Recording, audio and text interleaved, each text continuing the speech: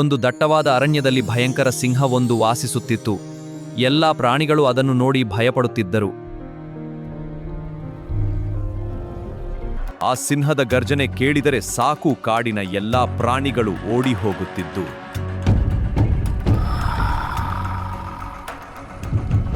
ಆದರೆ ಆ ಕಾಡಿನಲ್ಲಿ ಒಂದು ಬುದ್ಧಿವಂತ ನರಿಯಿತ್ತು. ಅದು ಯಾವಾಗಲೂ ಜಾಣ್ಮೆಯಿಂದ ಯೋಚಿಸುತ್ತಿತ್ತು. ಒಂದು ದಿನ ಸಿಂಹ ನರಿಯನ್ನು ತನ್ನ ಗುಹೆಯ ಬಳಿ ಕರೆದುಕೊಂಡು ಬಂತು.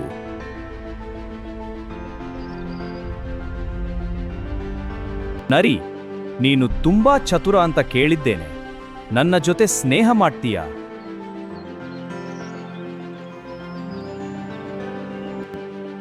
ನರಿ ಹೊರಗೆ ನಗಿದರೂ ಒಳಗೆ ತುಂಬಾ ಎಚ್ಚರಿಕೆಯಿಂದಿತ್ತು.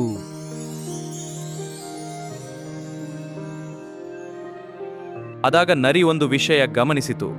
ಗುಹೆಯೊಳಗೆ ಹೋಗಿರುವ ಕಾಲಿನ ಗುರುತುಗಳಿವೆ, ಆದರೆ ಹೊರಗೆ ಬಂದ ಗುರುತುಗಳಿಲ್ಲ.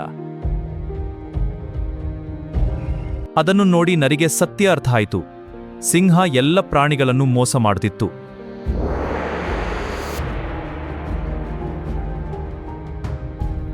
ಸಿಂಹ ನರಿಯನ್ನು ಒಳಗೆ ಬರಲು ಕಾಯುತ್ತಿತ್ತು.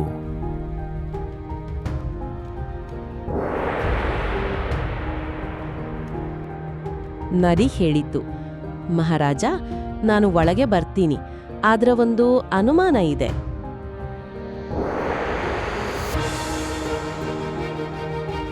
ಏನು ಅನುಮಾನ?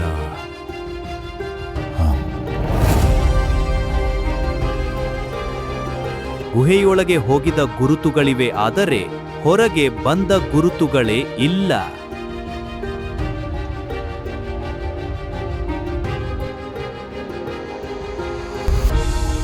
ಸಿಂಹ ತನ್ನ ರಹಸ್ಯ ಬಯಲಾಗಿದೆ ಎಂದು ಬೆಚ್ಚಿಬಿತ್ತು. ನರಿ ಜಾಣ್ಮೆಯಿಂದ ಹಿಂದಕ್ಕೆ ಸರಿದು ದೂರ ಹೋಗತೊಡಗಿತು.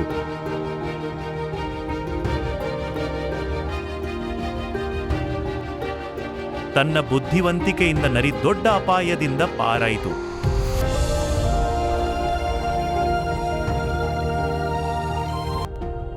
ಸಿಂಹ ಮಾತ್ರ ತನ್ನ ಮೋಸ ವಿಫಲವಾದುದರಿಂದ ಕೋಪದಿಂದ ಕುಳಿತಿತ್ತು.